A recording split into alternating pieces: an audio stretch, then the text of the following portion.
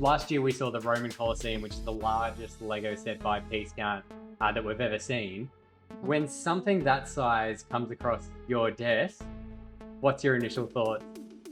There's 1,000 things that can go wrong. Yes, please. Thomas Foli is the last line of defence to ensure fans of LEGO can successfully build their LEGO sets.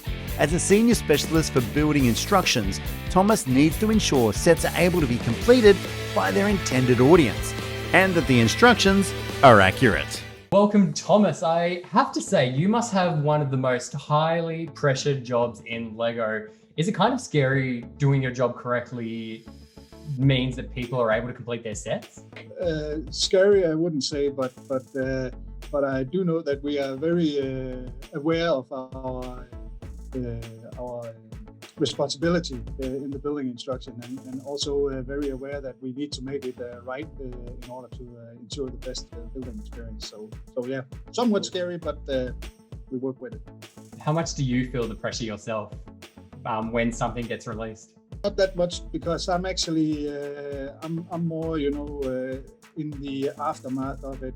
I once did the building instructions, but now I'm mainly the quality assurance of them. So I always hope that we do not hear from the products again, but sometimes unfortunately we do, and then we have to act. How many people test a model in its building stages? Actually, a lot of people. We do in the development phase of the model, we are building and rebuilding the model several times alongside the designers.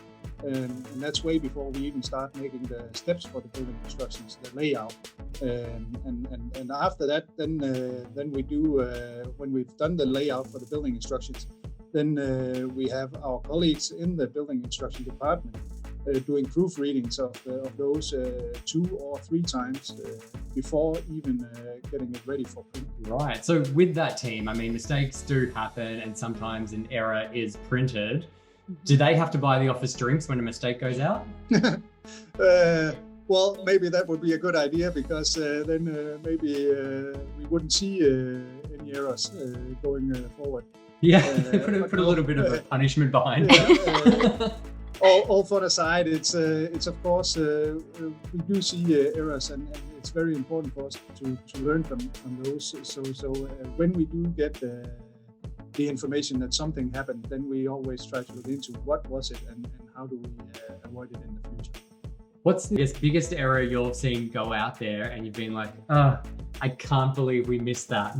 The majority of what we see in the markets is mainly something that we would say, how did we not notice that? Because that is how we feel every time we have a product on the market that has an error, because we try to be 100% perfect, but as you know, we are all people, and we do I think something about 50,000 steps a year with like a ton of different varieties of how to build it. So mistakes do happen. So sometimes in the instructions that are produced, some steps have 6 elements involved in one step, and sometimes there's just 1 element involved in a step. Why is this a thing? It's mainly due to the audience that we are doing the building instructions for. You know that all building instructions are age marked. So for example, for a very low age mark, we would have 1 or 2 elements, not more, per step. And in the higher age marks, of course, we would be able to put on a lot more per step, because the builder is just more able to focus and has better skills and motorical skills and stuff like that. But you can also see it in the high age mark building instructions that on one page you would have only 1 element, and on the other page you would have 6 elements, for example. And that's mainly due to that we want to highlight or focus in on something that needs to be very specific, placed right in that spot and at that time. So that's how we try to ensure focus on that. So what's the most amount of elements ever in one step? I'm curious. Time a building instruction is done, it's done with the DNA of that specific person doing it. But we have a base or like a set of rules that we want to apply on all building instructions, that you need to at least adhere to this. And sometimes we do go outside these rules when we see that it either betters the building experience or if it somehow makes the layout of the building steps better. So what are some of these rules that go into making the instructions that you mentioned? We do, for example, make sure that the backgrounds in our building instructions are not so filled up with any kind of not necessary patterns or stuff that would revert the focus from the step to the page instead. So everything we do is actually based on how do we make sure that the step is the center of focus and also helps the builder to finish the model. Do you ever see Lego instructions going fully digital? I'm quite old, as you can see on the beard. I fell in love with the building or the Lego through the building instructions, the physical building instructions when I was a kid. So that's will always be my favorite.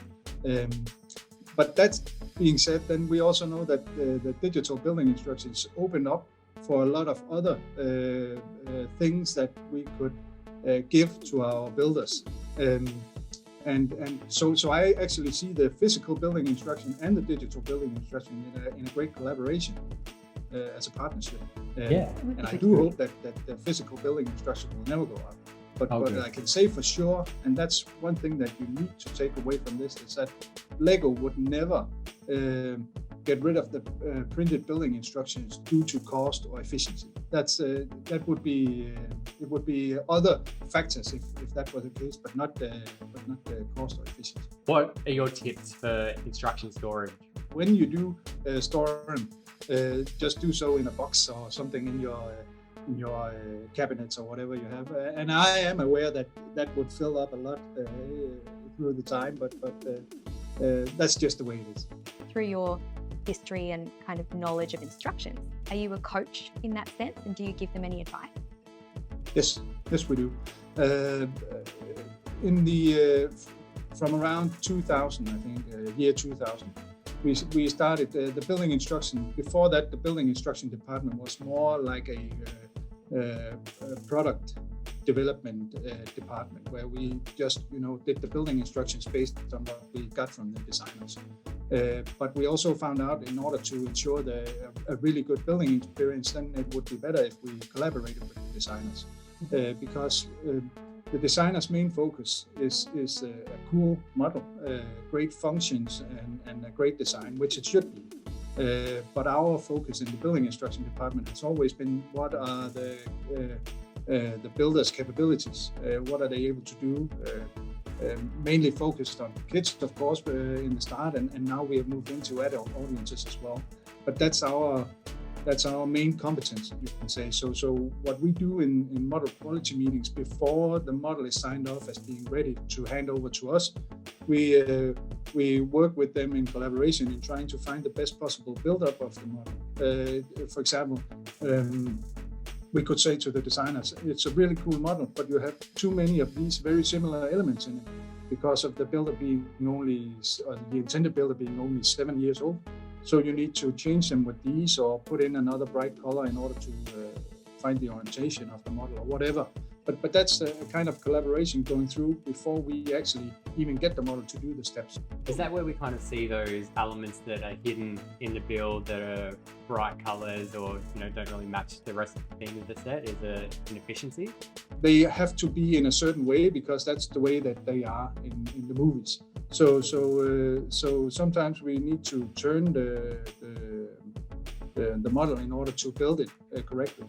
And if you do that a lot of times, then if it's a young builder anyhow, then you can very easily lose focus on how is the model actually turned. So then we would add, for example, a bright yellow color in one end and a bright red color in the other end, so they are able to see on the steps. Oh, the right needs to be on the right side. Oh, sorry, the red needs to be on the right side and the yellow on the left. So then we know how to turn it. So. As a Six Sigma green belt, what coaching would you provide to builders on Lego Masters who have to build large builds very quickly? I have to say that it's really amazing how they're able to do these great models in such short time. So of course they would have to design with their heart and their creativity and on the fly, because that's often a very good first result you get out of it. When that's being said, then we'll back a little the Six Sigma and make sure that your workspace is neat and tidy. You know where your stuff is. You know what actually are your capabilities, so that you're not trying to go way out on a limb on something and then end up not producing anything, but still go within the frame of what you are.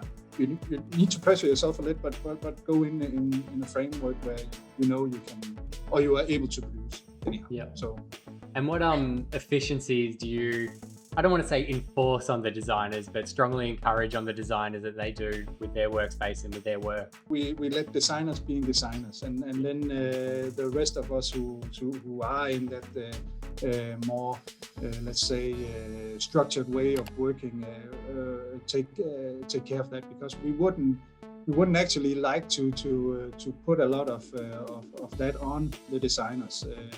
Not that they're not able to do so, but I think I do a lot of graphic work and drawing in my free time, and I know that if I'm framed within a specific area, then my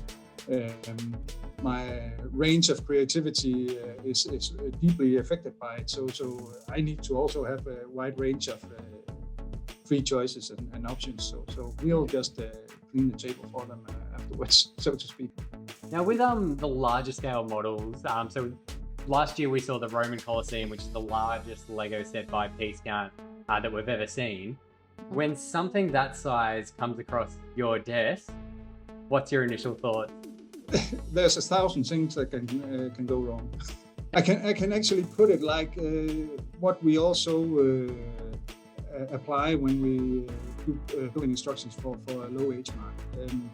If we have a very low age mark where we have a big, or not as big as Colosseum, but a bigger model, then we wouldn't do it in one building instructions that thick, because that would scare off the kid immediately, and they would think they couldn't do it. But we would split it up in 6 books, and they would easily go through it. And that's the way we actually approach these big models, where we take them in pieces. Like this part here, we'll work on this first, and then another part, and so that way we actually work our way up to finish the model. Thomas, thank you so much for taking the time to speak to us. To be honest, we speak to Lego designers all the time, but to meet someone who's doing such an important part of the Lego set, it's actually really interesting to talk to you. So thank you so much. Yeah, thank you, and it's really great that I'm able to take part in this and also share a little light on what we are doing actually, and I hope that going forward, people who have seen this and see Lego Masters and are actually looking into the Lego sets, that they do try to see that we do keep a focus on the good, stable build of the models, and that we are trying our very best to also make sure that you guys get the best results when you're finished with the models.